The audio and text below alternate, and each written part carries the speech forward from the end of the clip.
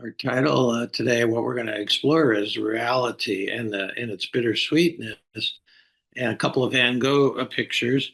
Um, One of his many self-portraits after he cut his ear off. It looks like that's his right ear, but that's because he was looking in the mirror. It's actually his ear. It was the left ear that he cut off, but he was painting it looking in the mirror, I guess. And I was lucky enough to have uh, a Belgian Zen master for 10 years, Hans Koenen, and he was also a Van Gogh aficionado. And so we looked into the spirituality of Van Gogh's paintings. This uh, Starry Night painting here, uh, uh, Hans put it up on a big screen and then pointed out that now everybody sees the lights in the sky, the stars, but then you can see the lights in the houses in the village. And he pointed out that there's no light coming from the church, which was very interesting because he had tried to become a preacher in the church of his father, and basically he was too much like Jesus to succeed. And not that, and I think what we've got, what I'm going to be looking into in the next Dancing with Spirit on the 9th, August 9th, is basically trying to imagine a 20th, 21st century spirituality and um, and what that would look like. As all the kinds of institutions seem to be failing around us, which has happened, for all time. Uh, uh, we were thrust back into ourself and into something like a small community like we have now to go forward. Maybe Van Gogh was saying that. Maybe just ran out of yellow. I don't know. But anyway, that was a very interesting thing uh, to contemplate. And certainly Van Gogh was a mystic in paint, and and he had a bittersweet life. That was Don McLean singing the Vincent song there. And Hans, the later interpretations of Van Gogh's life, uh, you know, initially they thought he committed suicide, shooting himself in a cornfield, but there's other theories now as to that it wasn't suicide at all. And so, well, we don't know. But we know what he's given to us. He's given us a look at how nature and uh, people who are just on their own journey, and hopefully and luckily for me, in a journey with a small group of people who are interested in this journey, uh, how they're sort of going through this. So I'm going to take this down and share another.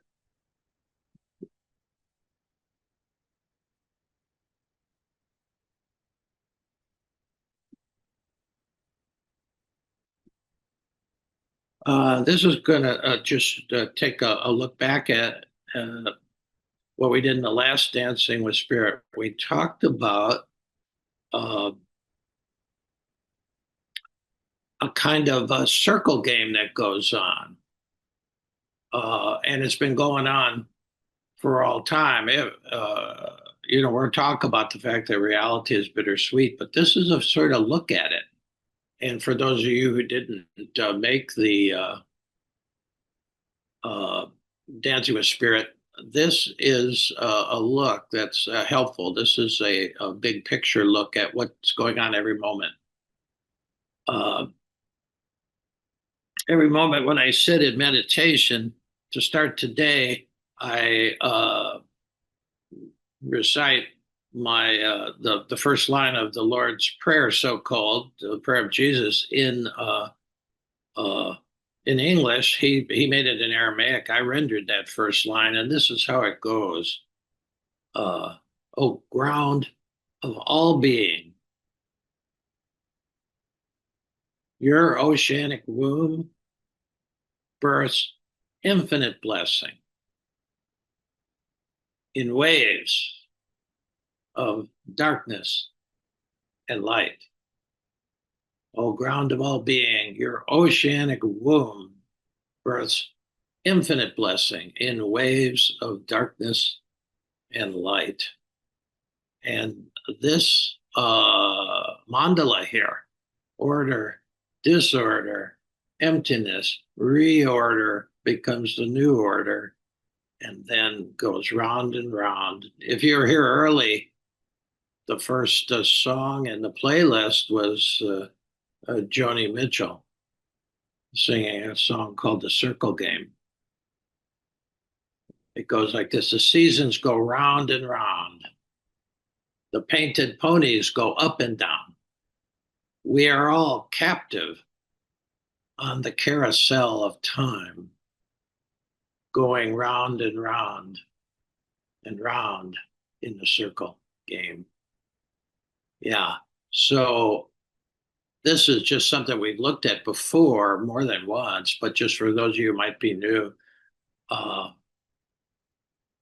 this is a macro view of how the whole universe works. You could apply this to how a star collapses and disappears into dark energy, and then how it bursts out as a supernova, and how this has been going, since the original Big Bang, and then onward, and it's still banging this way. So, and if you look at this, you can see the bottom half of the mandala is sort of sweet. When reorder happens, after you've coming out of a period of disorder and emptiness, which is the bitter half of the circle game, when things fall apart, as they will do, governments, plans, you name it, from big to little, from just, appliances, from, this pen at some point. uh, Things fall apart, and that's what we call disorder. And then after that, a really necessary part of this whole circle game that we're in, and you could consider it like the evolutionary circle that leads us forward. Emptiness, which is so hard for most of us, Easterners, Westerners, indigenous people of all types. Emptiness follows the disorder, and those are times that seem sort of bitter uh, at first, but they're absolutely necessary part of it. A wheel, you can't have half a wheel. You need all of it. And this is a view of wholeness of life. Disorder, emptiness, it does taste bitter. And then all of a sudden, out of the disorder and emptiness comes something new. Supernova, a new order comes. I mean, you see it in everything, in all the traditions. I mean, think of, the last days of Jesus, the order, the last Supper, love one another. All falls apart into the disorder on Thursday night and all day Friday, including crucifixion. He gets put in an empty tomb. He even disappears from the tomb. Saturday, supposedly, he descends into hell, the emptiness of hell.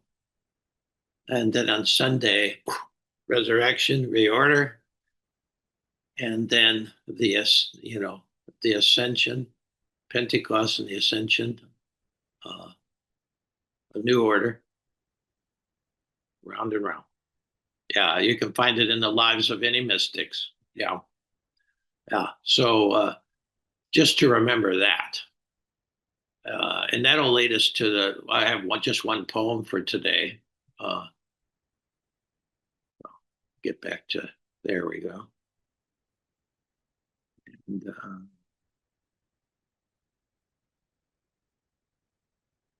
Yeah, this poem is called Backward in High Heels. And and it's something that came out during the week as I was meditating on this circle, on this kind of you know circle dance that we're in, circle game. I like to think of it as a circle dance.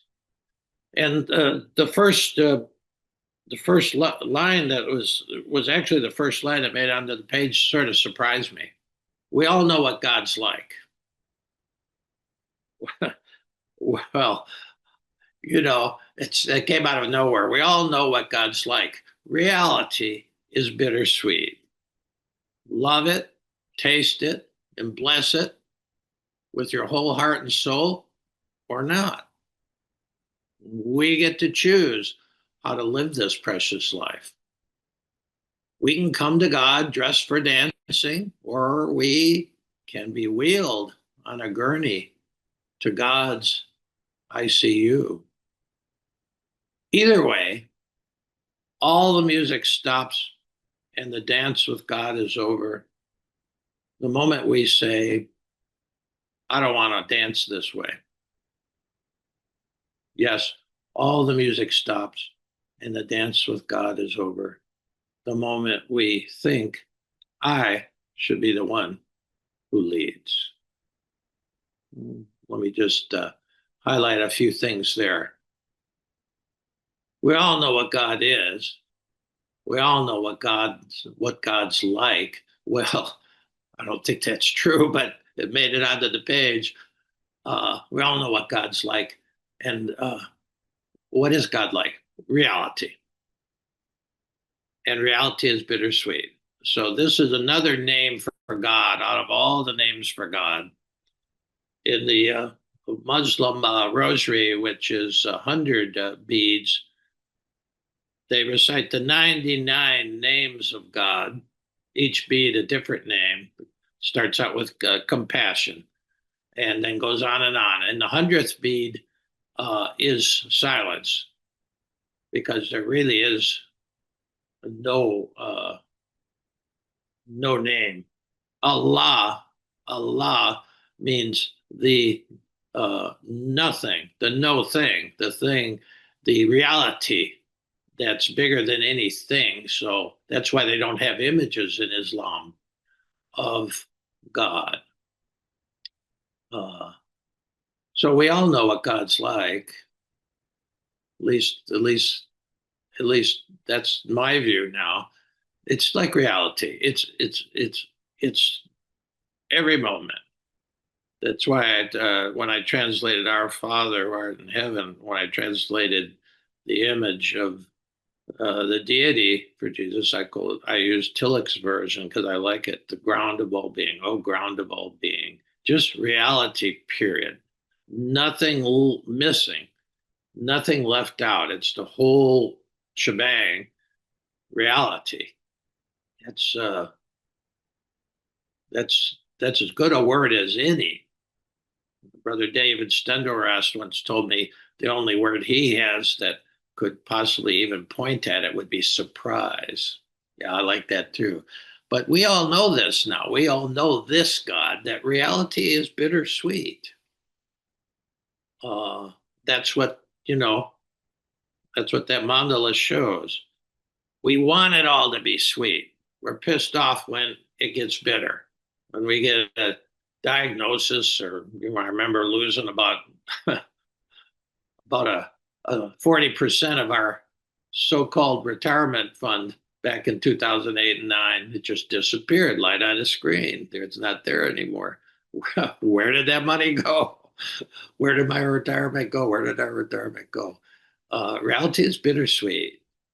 Today, for instance, when I had some time to look at The Guardian, which is what I check on the weekends, uh, sort of sweet. You could the bittersweetness. It was like some sweetness came through. Israel's being pressured to open up and let food come in a little bit. It's an international pressure, not by the United States. I'm sorry to say, but France, England, uh, the Germany, and then all of a sudden Middle Eastern countries are piping up, and and so it just was international pressure. It's been a long time coming, and it's got a long way to go, but there's a little bit of sweetness to the morning, as well as you know that there are people who are in starvation mode that no matter what food comes in, they cannot be brought back. That's the bitter part. And so many people have died. Started out with 1,200 in Israel, and now it's probably somewhere between 60 and 100,000 in Palestinians. It's bittersweet, but there is, and you can't separate them. This is the meaning of not two over my shoulder. You can't separate them. And when people do, they think um, reality should be sweet, and they're pissed off that it isn't. Or some people see it all as bitter. No, it's a meaning of not true. I mean, it's a meaning of non-duality, is to see life as it is. And Van Gogh saw that in his paintings. He saw the bitterness and he saw the sweetness. That's how mystics see the world. And so then I say, love it, taste it, and bless it. The bittersweetness of life. Love it because it's what is. Uh, love it just means sort of, all right, taste it. It has a different taste in every moment, but that's our awareness itself. We don't we don't turn away. We don't, you know, Kerouac, when he was talking about naked lunch, he used that term. He says, being able to taste what's on the end of every fork, this moment. Sometimes it's bitter, sometimes it's sweet, sometimes it's bland. Love it, taste it, and bless it with your whole heart and soul. Now, that's a certain attitude. That was a Van Gogh attitude. He blessed it with his whole heart and soul. He loved it. The last few years of his life, when he really realized that painting was his vocation, he was a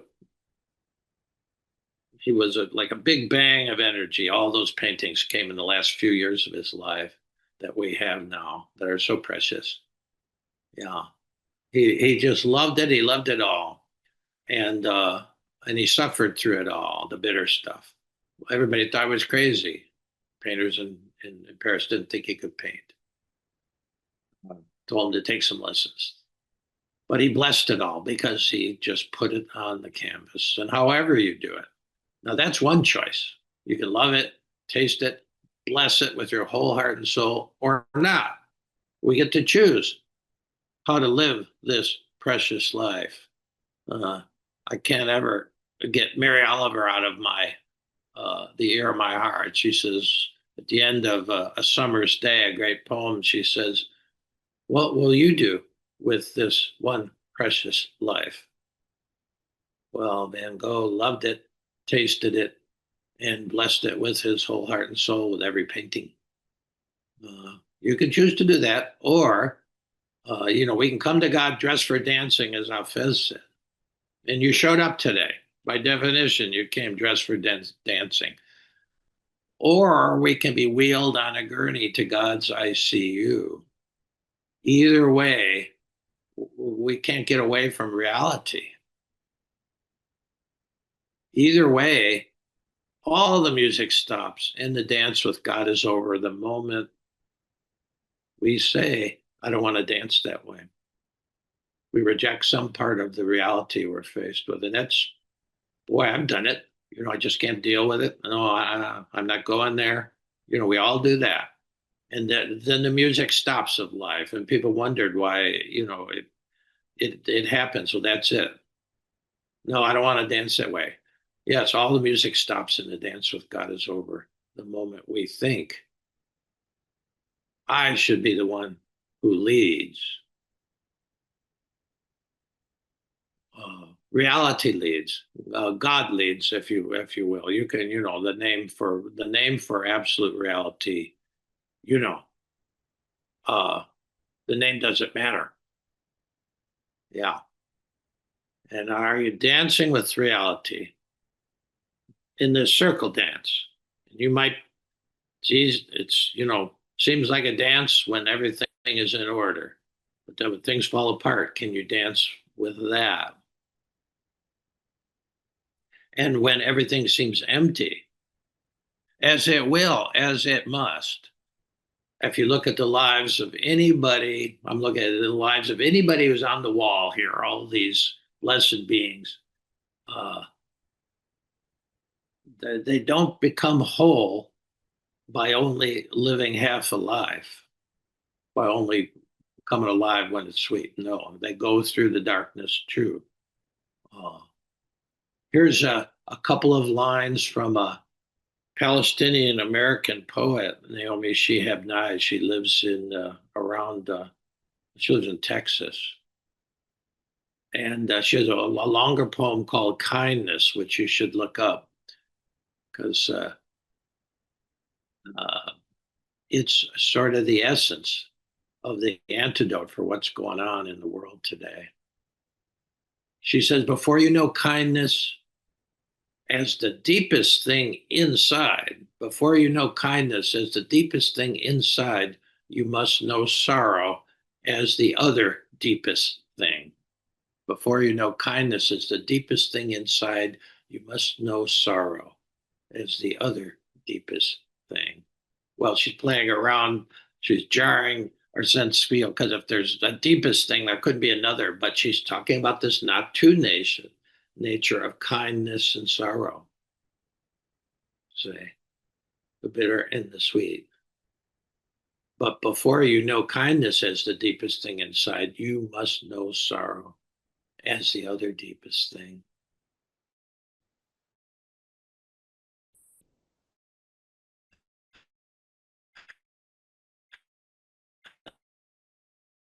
That's really kind of a deep 4 lines of poetry. Her whole, uh, and I just want to end with this, and then we can end the recording and get into the meditation. A single drop of kindness. My middle sister, Camille, uh, she was one of 300 or 400 people who opened up the postcard from Gaza that I sent out on Saturdays. Yesterday was the 77th one, and she was just in despair. She said, talk about the things she'd done. It doesn't seem to be working. And, what can I do? And I sent her this little 3 line, a single drop of kindness in an ocean of pain can sustain countless beings. I think that's true. A single drop of kindness in an ocean of pain can sustain countless beings. It's hard to believe, but that's how the mystics talk. Rumi could have said that. I probably did somewhere. Uh, and we don't know what, I have a woman who she just was freaked out about the whole world. And she just said, I'm just going to start doing random acts of kindness every day. And that's pretty good. If you actually were lucky enough to be here for Emily Vickers' talk on Tong Glen, and she talked about karma. And I wrote back. I used what Emily, her metaphor about karma when I talked to my sister, and I basically said, don't worry about results. Merton taught me this. Don't worry about results. Just do the next kind thing, kind thought, kind words, kind actions. Uh, Emily gave us the metaphor for karma is not just some kind of knee jerk, uh, you know, punishment or celebration. It's karma is an act of planting seeds, and if you plant seeds of hatred, eventually they're going to come up. If you plant seeds of kindness, eventually they're going to come up. You don't know like no farmer really knows when the plants are going to come up. You don't know that. This might be in the next life. It might be 2 years from now. It might be 10 lifetimes from now from a Buddhist point of view. But what are you going to spend your life doing? What kind of seeds? And thought, word, and deed are all seeds, each one a little bit more potent, you see. A single drop of kindness in an ocean of pain can sustain countless beings. It's how we get through this. Last week, the comments of the community really helped me get through the initial just falling apart on the inside sorrow of losing my big brother-in-law. So it does work. Well, anyway.